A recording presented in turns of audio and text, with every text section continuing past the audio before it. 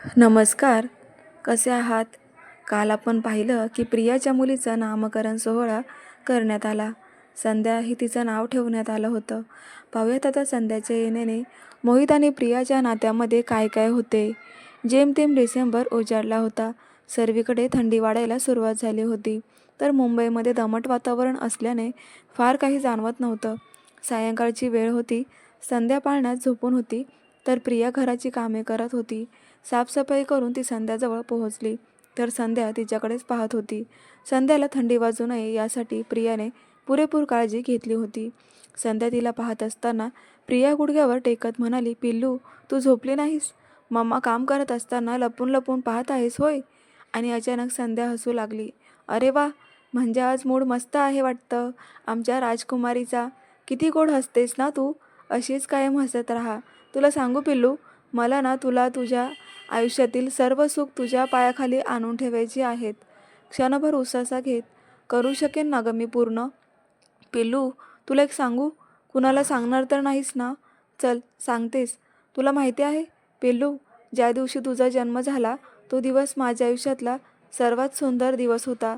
त्याआधी माझ्या या जीवनाला कुठलाही अर्थ नव्हता.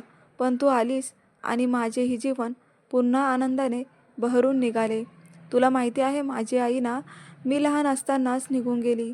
मला तर आठवत पण नाही की तिचा चेहरा कसा दिसतो. आजोबा सांगत होते की आईचा पहिला मुलगा मरण पावला. त्यानंतर डॉक्टरांनी बाबांना सांगितले की आई खूप कमजोर आहे, तेव्हा दुसरा गर्भ वाढू देऊ नका.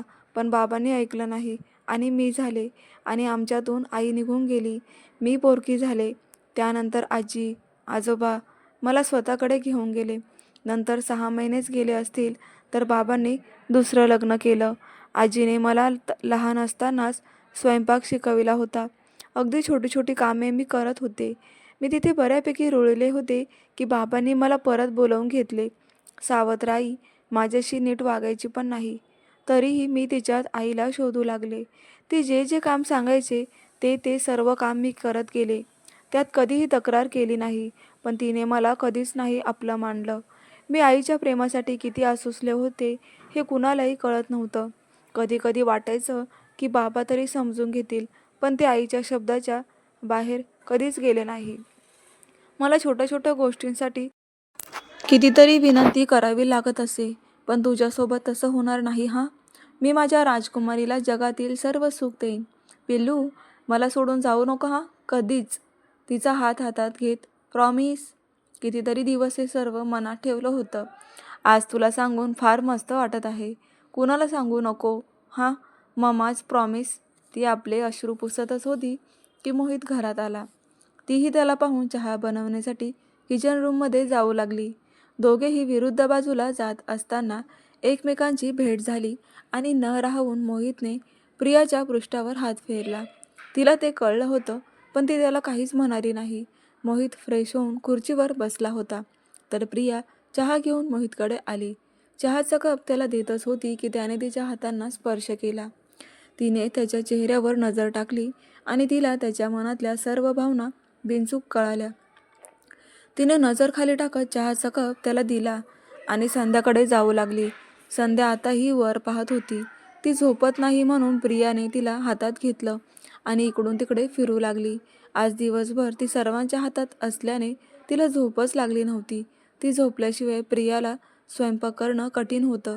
त्यामुळे ती संध्याला हातात घेऊन इकडून तिकडे फिरू लागली. तिच्या पाठीवर हात फिरता फिरता संध्या केव्हा झोपी गेली ते कळलंच नाही. तिचा शांत चेहरा पाहून प्रियाही समाधानी झाली.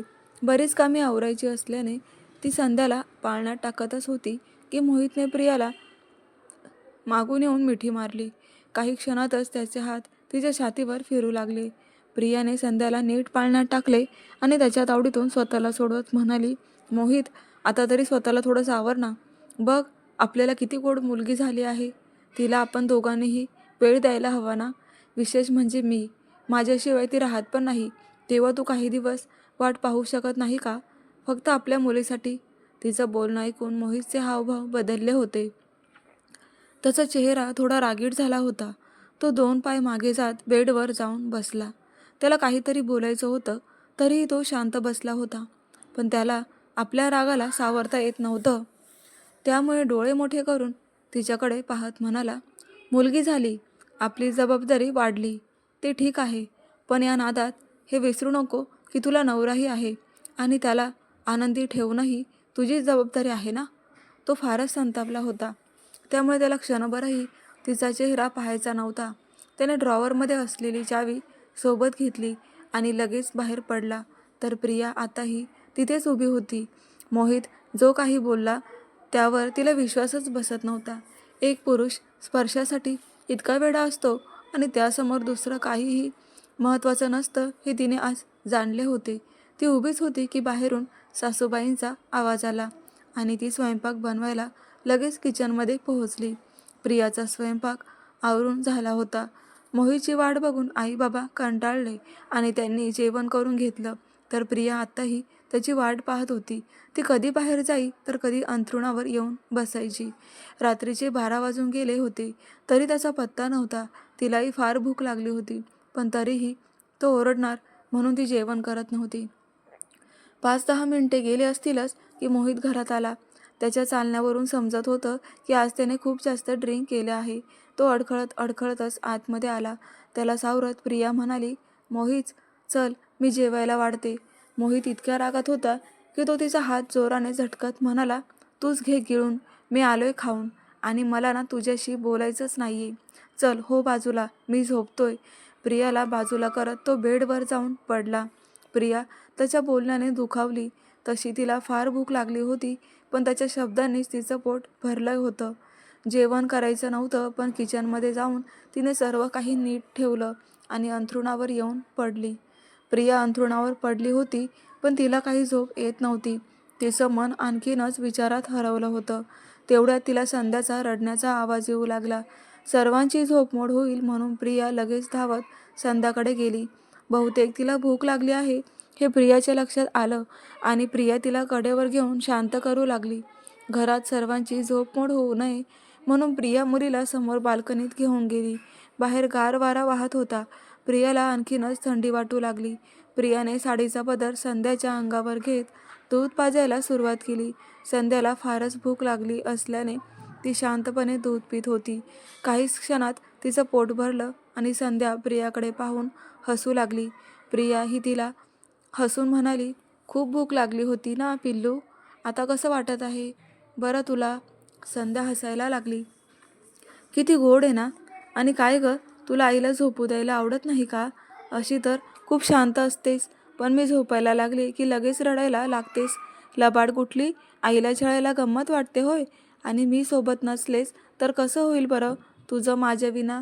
पण घाबरू नको, मी नाही जाणार दूर. बरं, आता थंडी बाहेर वाढली आहे, सो चला झोपूया आपण. मी नाही जाणार दूर. थंडी खूप वाढली आहे बाहेर, सो चला झोपूया आपण. प्रिया संध्याला घेऊन रूममध्ये तर गेली होती, पण संध्या काही आज झोपायच्या मूडमध्ये नव्हती. प्रियाचे डोळे झोपेने उघडझाप करत होते, पण संध्या झोपली नसताना तिलाही झोप येणे योग्य वाटलं नाही. त्यामुळे ती फक्त संध्याकडे पाहत होती. ती झोपत नाही हे पाहून आपल्या मुलीची करमणूक व्हावी म्हणून वेगवेगळे इशारे करून ती संध्याला हसवू लागली. साधारणतः 1.5 तास झाला होता, पण संध्या काही झोपली नव्हती. त्यासोबतच प्रियाही झोपली नव्हती. ती हळू आवाजात अंगाई ऐकू लागली. तेव्हा कुठे संध्या झोपी गेली आणि अंगाई गाता गाता प्रियाचे डोळे केव्हा लागले तिलाच कळले नाही. ए महाराणी, इथे मधातच कुठे झोपली आहेस? तुला जागा पण अपुरी पडली आहे का? सासूबाई म्हणाल्या. सासूबाईंचे शब्द कानावर पडताच प्रिया खडबडून जागी झाली. तिने इकडे तिकडे बघितलं तर तिला आठवलं की काल आपण अंगाई गाताना इथे झोपी गेलो म्हणून सासूबाई ओरडत आहेत. तिच्या डोळ्यावरची झोप उघडली नव्हतीच की पुन्हा सासूबाई म्हणाल्या, आता उठणार आहेस का? सूर्य डोक्यावर आला आहे याचं तरी भान असू दे. तिने खिडकीतून बाहेर पाहिलं तर खरंच दिवस उजाडला होता. तिची अंथरुणावरून उठायची इच्छा नसताना देखील ती उठली आणि फ्रेश होऊन सर्वांसाठी चहा घेऊन आली. सर्वांनी चहा घेतला होता. तिने घटचालीकडे नजर टाकली तेव्हा 8:15 वाजले होते. मोहितला ऑफिसला जायला उशीर होईल म्हणून चहा न घेताच ती पुन्हा स्वयंपाकाला लागली. स्वयंपाक करत असतानाही तिची नजर फक्त मोहितकडे होती. मोहित ऑफिसला जाण्याची तयारी करत होता. त्याला कळत होतं की प्रिया आपल्याकडे बघते आहे, तरीही त्याने तिच्याकडे लक्ष दिले नव्हते. मोहितची तयारी झाली आणि तो टिफिनसाठी घाई करू लागला. त्यामुळे प्रियाने पटापट आवरून 9:45च्या सुमारास त्याला टिफिन हातात दिला. टिफिन घेतानाही त्याने तिच्याकडे पाहिले नव्हते. उलट आपल्या मुलीला बघून प्रियाशी एक शब्दही न बोलता तो ऑफिसला निघून गेला. प्रियाला फार वाईट वाटले होते, पण तो सायंकाळी आला की सर्व नीट होईल असा विचार करून तिने चहाचा कप ओठी लावला. मोहित गेला आणि स्वयंपाकाचं टेन्शन कमी झालं. संध्याही उठली आणि आजी आजोबांच्या हातात खेळू लागली. त्यामुळे ती लवकरात लवकर सर्व कामे आवरू लागली. विशेष म्हणजे तिला झोप येत असल्याने लवकर आवरून थोडी झोप घ्यावी या विचाराने ती पटापट काम आवरत होती. प्रियाचं काम आवरलं तेव्हा दुपारचे 3 वाजले होते. प्रियाने सर्व काम आवरत संध्याला झोपविले होते आणि स्वतःही झोपी गेली. अर्धा पाऊण तास झाला असेल तेव्हाच तिच्या खांद्यावर एक हात येऊन पडला आणि ती खडबडून जागी झाली. समोर अनु होती. अनुचा चेहरा पाहून ती आनंदीही झाली, तर झोपेचं खोबरं झालं म्हणून तिला रागही येत होता. अनु समोरून बोलत आहे हे पाहून तिने चेहऱ्यावर पाणी घेतलं आणि तिच्याजवळ पाण्याचा ग्लास देत म्हणाली, सॉरी हा अनु, जरा झोप लागली होती, थांब चहा टाकते. अनु नाही म्हणत असतानाही तिने सर्वांसाठी चहा बनविला. अनु मात्र संध्याच्या उठण्याची वाट पाहत होती. ती उठली म्हणजे हातात घेता येईल असं तिला वाटत होतं. प्रियाही आपला चहा अनुकडे घेऊन येत म्हणाली, हां बोला मॅडम, काय म्हणता? आज आमची कशी काय आठवण काढली? की रस्ता विसरलात? प्रियाचा टोमणा तिने बरोबर हेरला आणि दुःखी मनाने बोलू लागली, सॉरी, या सध्याच्या नामकरणाच्या वेळी मी बाहेर होते म्हणून येणं जमलं नाही, पण जशी घरी आले तशीच भेटायला आले बघ. प्रियाही चेहरा टाकत म्हणाली, हो ना, तुला आता आमची आठवण कशी राहणार? तुला वेळ कमी पडतो कुणासोबत तरी. अनु लगेच तिच्या डोक्यावर मारत म्हणाली, असं काहीही नाही यार, बस थोडं काम होतं, पण आले ना आता, मग कशाला रागवत आहेस? या दोघांचं बोलणं सुरू होतं आणि संध्या रडू लागली. प्रियाने तिला हातात घेण्यापूर्वीच अनुने तिला उचलून घेतले आणि लाडात येत म्हणाली, ए प्रिन्सेस, सॉरी हां, मला याआधी तुला पाहण्यासाठी यायला जमलं नाही, पण मी आता आले आहे. संध्या अनुच्या गोबऱ्या गालावर हात लावत होती आणि त्यात तिला जाम मजा येत होती. त्यामुळे रडणारी ती केव्हा शांत झाली कुणालाच कळले नाही. तर अनु पुन्हा म्हणाली, संध्या, मी तुझी मावशी, तुला आवडेल माझ्यासोबत बोलायला? संध्या लगेच हसली, अरे बापरे, वाटलं नव्हतं इतक्या लवकर तयार होशील म्हणून. किती गोड हसतेस ग. ए प्रिया, मी घेऊन जाऊ का घरी तुझ्या लेकीला? अनु बोलतच होती की घरात बसलेल्या सासूबाई बाहेर निघून गेल्या. प्रियाला काय झालं ते कळून चुकलं, तर अनु संध्याशी खेळण्यात व्यस्त झाली. काही क्षण गेले असतील. अनुच्या लक्षात आलं की प्रिया अचानक कुठेतरी हरवली आहे. तिची गंमत घ्यावी म्हणून समोर चुटकी वाजवली आणि प्रिया घाबरली. अनुला कळून चुकलं, काहीतरी झालं आहे म्हणून संध्याला पाळण्यात ठेवत अनु म्हणाली, प्रिया सांग ना, काय झालंय? तू इतकी गुमसुम का आहेस? प्रियाने एक नजर दाराकडे टाकली. दारात कोणीच नव्हतं. तशीच ती अनुकडे सरकली आणि हळूच आवाजात म्हणाली, अगं, मुलगी लहान आहे म्हणून मी त्याला स्पर्शासाठी नाही म्हणाले, तर बघ हा असा करतोय, रुसून बसलाय. कालपासून एक शब्द पण बोलला नाही, उलट दारू पिऊन आला ते वेगळंच. काय चुकलं ग माझे? म्हणे नवऱ्याला पण खुश ठेवायचं आहे. कुठे चुकते ग मी? सर्व काहीतरी या घरासाठी अर्पण केलं, मग मला का समजून घेत नाही कुणी? प्रियाच्या डोळ्यात अश्रू जमा झाले होते. अनु तिला शांत करू लागली. तिने अश्रू पुसले आणि पुन्हा प्रिया म्हणाली, अनु, मला ना आता खूप भीती वाटू लागली आहे मोहितची, कारण तो जर असाच तुटून पडला तर माझ्या मुलीचं कसं होईल? आजपर्यंत मी सर्व सहन केलं, पण मुलीसमोर हे घडत जाईल तेव्हा कसं वाटेल? मला ना खरंच खूप भीती वाटू लागली आहे. अनुला कळून चुकलं की वाटतं तेवढं सोपं प्रकरण नाही आहे. तरीही तिला समजावत म्हणाली, असं काही नाही ग, मुलगी त्याची पण आहे ना, घेईल समजून तो, काळजी नको करू. तसं पण तूच म्हणाली होतीस ना, तो बदलत चालला आहे.